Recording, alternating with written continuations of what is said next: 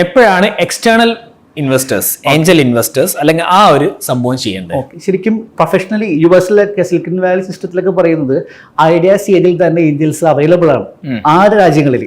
Kerala ecosystem അതിലേക്ക് matured ആവുന്നേ ഉള്ളൂ. ഇപ്പൊ നമ്മൾ ഡീപ് ടെക് ആണ് അല്ലെങ്കിൽ പ്യുവർ സാസ് ആണ് അങ്ങനത്തെ ഒരു പ്ലാറ്റ്ഫോം ആണെങ്കിൽ നമുക്ക് ഐഡിയ സീഡിൽ പോസിബിൾ ആണ്. സബ്ജക്ട് ഫൗണ്ടേഴ്സിന്റെ ബാക്ക്ഗ്രൗണ്ടും അതുപോലെ ശരിയാണ്. ഇല്ലെങ്കിൽ മിനിമം നമ്മളൊരു 25 lakhs to 50 lakhs എങ്കിലും ടേൺ ഓവർ ആക്കി മിനിമം വയബിൾ ആണെന്നും ഒരു ഏർലി ട്രാക്ഷൻ കാണിച്ചാലാണ് D2C അല്ലെങ്കിൽ ഇ-കോമേഴ്സ് പ്ലാറ്റ്ഫോംസിന് നമുക്ക് ഫണ്ട് റൈസ് ചെയ്യാൻ കേരളത്തിലെ അവസ്ഥയിൽ നമുക്ക് പറ്റുള്ളൂ.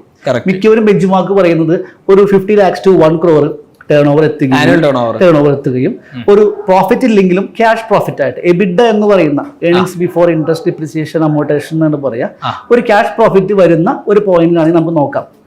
അതിന്റെ പുറത്താണ് ഈ കൺസർവേറ്റീവ് ആയിട്ടുള്ള ഇൻവെസ്റ്റേഴ്സ് കേരളത്തിൽ അതിനെ D2Cയിലാണ് സ്പെസിഫിക്കലി പറയുന്നത് നമുക്ക് വരുന്നത്.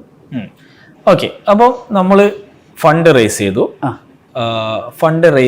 ഓക്കെ, LLP ആണെങ്കിൽ റേസ് ചെയ്യാൻ പറ്റും. ഓക്കെ, LLPയുടെ അടുത്ത് ഫാമിലി ഫ്രണ്ട്സിന്റെ അടുത്ത് നമുക്ക് റേസ് ചെയ്യാം, പബ്ലിക് ആയിട്ട് ലാർജിന്റെ അടുത്ത് നിന്ന് റേസ് ചെയ്യാം. ഇപ്പൊ നമ്മൾ പേര് പറയുന്നില്ല, ഇപ്പൊ മലബാറിലും അല്ലെങ്കിൽ കേരളത്തിന്റെ പല സ്ഥലത്തുള്ള പല റിസോർട്ട് പ്രൊജക്റ്റിലും 300-400 മെമ്പേഴ്സാണ്. NRIs അടക്കം ഈവൻ ഫോറിൻ സിറ്റിസൻസിനും നമ്മുടെ ഇതിൽ ഭാഗമാകാം. FDI എന്ന് പറയും. ലീഗലി LLPയിൽ നമുക്ക് വെളിയിൽ നിന്ന് ഫണ്ട് കൊണ്ടുവരാം. ഒരു പ്രൊഫഷണൽ ആയിട്ടുള്ള ഏഞ്ചൽ VC തുടങ്ങിയ ആളുകൾ അക്കോമഡേറ്റ് ചെയ്യിക്കാനാണ് LLPയിൽ ബുദ്ധിമുട്ടുള്ളൂ. നമ്മൾ HNIs ഇപ്പൊ കേരളത്തിൽ ഇൻവെസ്റ്റേഴ്സിന് കൂടുതൽ ഹൈ നെറ്റ് വർത്ത് ഇൻഡിവിജ്വൽസ് ആണ് പലപ്പോഴും ഫണ്ട് ചെയ്യുന്നത്. അവർക്ക് LLPയിൽ ഇൻവെസ്റ്റ് ചെയ്യാം. റെക്കമെൻഡബിൾ പബ്ലിക് ആയിട്ട് ലാർജിൽ നിന്ന് ഒരു വലിയൊരു പ്രൊജക്റ്റിലേക്ക് ടൗൺഷിപ്പ് പ്രൊജക്ട് അങ്ങനത്തെ കേസിലേക്കാണ് LLP നമ്മൾ ചൂസ് ചെയ്യുന്നത്. ഈ LLPയുടെയും പാർട്ണർഷിപ്പിന്റെ വ്യത്യാസം, നമുക്ക് ഇൻവെസ്റ്റ് ചെയ്യാതെയും ഷെയർ എടുക്കാം. അതായത് ഒരു പ്രൈവറ്റ് ലിമിറ്റഡ് കമ്പനിയിൽ ഞാൻ പൈസ ഇട്ടാൽ മാത്രമാണ് എനിക്ക് ഷെയർ ഹോൾഡിംഗ് കിട്ടുള്ളൂ. മാനേജ്മെന്റ് ഫീസ് എന്ന് പറഞ്ഞ കോൺസെപ്റ്റ് LLPയിൽ ഉണ്ട്. അതായത് എന്റെ idea your money, I can take 90% shares in LLP. അപ്പോൾ അങ്ങനെ നല്ല ഐഡിയ ഉള്ള ആളുകൾക്ക് ബ്രാൻഡ് സെല് ചെയ്തുകൊണ്ട് ഇൻവെസ്റ്റ്മെന്റ് ഇല്ലാതെയും ഷെയർ എടുക്കാൻ പറ്റുന്ന ഒരു മോഡൽ LLP മാത്രമാണ്. കമ്പനി ആണെങ്കിൽ നമ്മളും ഈക്വലി ഇൻവെസ്റ്റ് ചെയ്യേണ്ടതായിട്ടുള്ള റെസ്പോൺസിബിലിറ്റി നമുക്കുണ്ട്. അത് പാർട്ണർഷിപ്പ് പാർട്ണർഷിപ്പിലും LLPയിലും വിത്തൗട്ട് ഇൻവെസ്റ്റ്മെന്റ് നമുക്ക് ഫണ്ട് നമുക്ക് ഷെയർ. കമ്പനി എന്ന് പറയുന്നത് private limited company. Private limited കമ്പനിയിൽ എങ്ങനെയായിരിക്കും? നമ്മൾ ഇട്ട പൈസക്കാണ്. ഇപ്പൊ ഞാൻ 1 lakh ഇട്ടു, നിങ്ങൾ 1 lakh ഇട്ട 50-50. നമ്മുടെ ഇൻവെസ്റ്റ്മെന്റിന്റെ പുറത്താണ് നമ്മുടെ ഷെയർ ഹോൾഡിംഗ് ഡിഫൈൻ ആയിരിക്കുക. അല്ല, പക്ഷെ പ്രൈവറ്റ് ലിമിറ്റഡിലല്ല ഇപ്പൊ നമ്മളൊരു ഇൻവെസ്റ്റർ പുറത്തിന് കൊണ്ടുവന്നു കഴിഞ്ഞാൽ ഞാൻ 10% സ്റ്റേക്ക് ആ ഇൻവെസ്റ്റർ കൊടുക്കാൻ തീരുമാനിച്ചിട്ടുള്ളൂ. അത് വാല്യുവേഷന്റെ പുറത്ത്. അപ്പൊ നമ്മൾ വാല്യൂ ചെയ്യും. ആ കമ്പനീനെ 10 CR വാല്യൂ ചെയ്തിട്ടാണ് ഡൈലൂഷൻസ് പ്ലാൻ ചെയ്യുന്നത്. കറക്റ്റ്. ഞാൻ പറയുന്നത് ഇനീഷ്യൽ കോൺട്രിബ്യൂഷൻ ആണ്. ഇനീഷ്യലി സ്റ്റാർട്ട് ചെയ്യുമ്പോൾ നമ്മൾ പൈസ നിർബന്ധമായിട്ട് കൊണ്ടുവരണം കമ്പനിയിൽ, LLPയിലോ പാർട്ണർഷിപ്പിലോ. ലീഗലി ചെയ്യണമെങ്കിൽ പൈസ കൊണ്ടുവരണം, എന്നാലാണ് ഷെയർ ഹോൾഡിംഗ് കറക്റ്റ് ആയിട്ട് വരുള്ളൂ.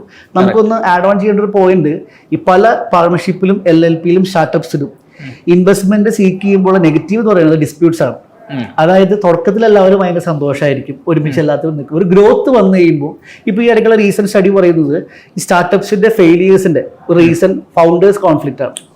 അതാണ് ടോപ്പ് നമ്പർ 1. ഒന്ന് പ്രൊഡക്റ്റ് മാർക്കറ്റിന്റെ അച്ചീവ് ചെയ്യില്ല, രണ്ടാമത്തെ കോഫൗണ്ടർ കോൺഫ്ലിക്റ്റ്. അപ്പൊ അത് നമ്മുടെ നാട്ടിൽ ഏറ്റവും കൂടുതൽ അവൈലബിൾ ആയിട്ടുള്ള funding family and friends round ആണ്.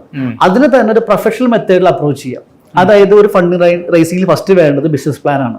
അത് ഫണ്ട് ഡിപ്ലോയ്മെന്റ് പ്ലാൻ, കൃത്യമായ പ്ലാൻ ഉണ്ടാക്കുന്നു, പ്രോപ്പർ പിച്ച് ഡെക്ക് ഉണ്ടാക്കുന്നു, ഒരു എക്സിറ്റ് പോളിസി ഡിഫൈൻ ചെയ്യണം. അതായത് നമ്മൾ സ്നേഹത്തിന്റെ പുറത്ത് പൈസ വാങ്ങാതെ പ്രൊഫഷണലി പ്രസന്റ് ചെയ്യുന്നു.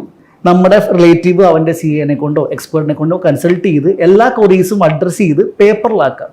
Investor entry and exit. ഈ ഒരു കാര്യം നമ്മൾ ഫോളോ ചെയ്യാൻ പറ്റിയാൽ ഒരു പരിധി വരെ ഫൗണ്ടേഴ്സ് കോൺഫ്ലിക്റ്റ് ഒഴിവാക്കാൻ പറ്റും. എക്സിറ്റ് എങ്ങനെയാണ് പ്ലാൻ ചെയ്യുക? 2 തരത്തിലാണ്. ഇപ്പൊ നാടൻ ട്രഡീഷണൽ ബിസിനസ് മോഡൽ ആണെങ്കിൽ ഒരു 1 or 2 year നമ്മൾ ലോക്കിംഗ് പീരീഡ് വെക്കും. അതിനുശേഷം ഡിവിഡൻഡ് സെൻട്രിക് ആയിട്ട് തന്നെയാണ് നമ്മൾ അവിടെ പോവുക. ROI ബേസിലാണ്. അല്ലാത്ത കേസിൽ നെക്സ്റ്റ് ഫണ്ടിങ് റൗണ്ട് എപ്പോഴാണോ വരുന്നത് അതിന്റെ പുറത്താണ് എക്സിറ്റ് നമ്മൾ പ്ലാൻ ചെയ്യുക. അപ്പൊ എന്താണ് എക്സിറ്റ് ക്ലോസിൽ എന്താണ് വേണ്ടത്? അടുത്ത ഫണ്ടിങ് റൗണ്ട് വരുമ്പോൾ എങ്ങനെയാണത്? ഇപ്പൊ നമ്മളെ ഫാമിലി ആൻഡ് ഫ്രണ്ട്സ് ആയിരിക്കുമല്ലോ. അതെ. അപ്പൊ അവരോട് ഓക്കെ നിങ്ങൾ എക്സിറ്റ് ചെയ്യണം പറയും. How does that? കാരണം ഇത് ഡിവിഡൻഡിലായിരിക്കില്ല വർക്ക് ചെയ്യുക. ഡിവിഡൻഡ് എന്തായാലും ഉണ്ടാവില്ല. അതെ. അപ്പൊ അവരോട് ആ എക്സിറ്റ് ക്ലോസിൽ എന്തായിരിക്കണം ഉണ്ടാവുക? നോർമലി നമ്മൾ കൺവേർട്ടബിൾ ഇൻസ്ട്രുമെന്റ്സ് പറയുന്നു നേരത്തെ. അതിന്റെ ഒരു മെത്തഡോളജി വരുന്നത്, നാളെ 5 വർഷം കഴിയുമ്പോൾ എനിക്ക് 50 കോടി വാല്യുവേഷൻ ആണ് വരുന്നതെന്ന് വിചാരിക്കണം. നിങ്ങൾക്ക് 30% ഡിസ്കൗണ്ടിന് ഷെയർ തരും. അതായത് എനിക്ക് 35 കോടിയിൽ കൺവേർട്ട് ആക്കി തരും. ആ ഡിസ്കൗണ്ട് ആണ് ഇവർക്കുള്ള പ്രീമിയം. മനസ്സിലായി. അപ്പൊ അത്രയും എമൗണ്ട് ഡബിൾ ആവും. മനസ്സിലാവുന്നുണ്ട്. അപ്പം അന്നത്തെ വാല്യുവേഷനേക്കാൾ പകുതി വാല്യുവേഷന്റെ പുറത്ത് നമുക്ക് ഷെയർ ഇഷ്യൂ ചെയ്ത് കൊടുക്കും. എന്താൾക്ക് വേണമെങ്കിൽ ട്രാൻസ്ഫർ ചെയ്യാം. പ്രിഫറൻസ് അടുത്ത റൗണ്ട് വരുമ്പോൾ എനിക്ക് എക്സിറ്റ് ചെയ്യണമെങ്കിൽ എക്സിറ്റ് ചെയ്യാം, അല്ലെങ്കിൽ രണ്ടാം സീരീസ് എയിൽ പോകണോ, ഏഞ്ചൽ ഇൻവെസ്റ്റ്മെന്റ് റൗണ്ടിൽ പോകണോ, VC റൗണ്ടിൽ പോകണോ എന്നുള്ളത് നമ്മൾ ഇവരായിട്ടുള്ള ഷെയർ ഹോൾഡേഴ്സ് എഗ്രിമെന്റ് ഉണ്ട് ടേം ഷീറ്റിൽ നമ്മൾ ഡിഫൈൻ ചെയ്യും. അപ്പൊ കൺവേർട്ടിബിൾ നോട്ട്സിന്റെ കൂടെ നമ്മൾ പറയണം വാല്യുവേഷൻ ചെയ്യുമ്പോൾ അടുത്ത അത് ഇനീഷ്യലി വാല്യുവേഷൻ ഉണ്ടാവില്ല, കമ്പനി ജസ്റ്റ് പ്രൊഡക്റ്റും കാര്യങ്ങളും ഒക്കെ ആവണേ ഉണ്ടാവുള്ളൂ. ഒറിജിനൽ വാല്യുവേഷൻ ചെയ്യുമ്പോൾ അതിപ്പോ 100 കോടി വാല്യുവേഷൻ ആണെങ്കിൽ നിങ്ങൾക്ക് ഞാനത് 35% ഡിസ്കൗണ്ടിൽ കൺവേർട്ട് ചെയ്ത് തരും. അതാണ് അവർക്ക് കിട്ടുന്ന ലീവറേജ്. പിന്നെ അവർക്ക് എങ്ങനെ ഇറങ്ങി പോകണം എന്നുള്ളത് ഏത് റൗണ്ടിന്റെ ബേസിലാണ് അവർക്ക് എക്സിറ്റ് നമ്മൾ ഡിഫൈൻ ചെയ്യുക. ഇത് പറയുന്നത് പ്യുവർലി സ്റ്റാർട്ടപ്പ് ഇൻവെസ്റ്റ്മെന്റ് ആണ്. മറ്റേത് ഡിവിഡൻഡ് തന്നെ പ്ലാൻ ചെയ്ത് പ്രിൻസിപ്പൽ ആൻഡ് റിട്ടേൺ പ്ലാൻ ചെയ്ത് നമ്മൾ എക്സിറ്റ് കൊടുക്കുന്ന ഒരു രീതി. അവിടെ ബയർ വരണം. അതായത് എൻ്റെ ഷെയറിന് 10 ലക്ഷമാണെന്നുണ്ടെങ്കിൽ നെക്സ്റ്റ് 3 ഇയർ കഴിയുമ്പോൾ ആ 10 ലക്ഷം രൂപ 40 ലക്ഷം രൂപയ്ക്ക് വാങ്ങാനായിട്ട് ഒരു ബയർ വന്നു കഴിഞ്ഞാൽ എനിക്ക് എക്സിറ്റ് ചെയ്യാം. അതാണ് ട്രഡീഷണൽ മോഡലിൽ. ഇപ്പോൾ റിസോർട്ട് പ്രൊജക്റ്റ് ആണെന്നിരിക്കുക, അത് നമ്മൾ ഒരു 3 ഇയർ കഴിയുമ്പോൾ ആ ഷെയർ ചോദിച്ച ആളുകൾ വരും, മനസ്സിലായി. അപ്പോൾ അവർക്ക് ട്രാൻസ്ഫർ ചെയ്തിട്ട് നമുക്ക് ഇറങ്ങാം.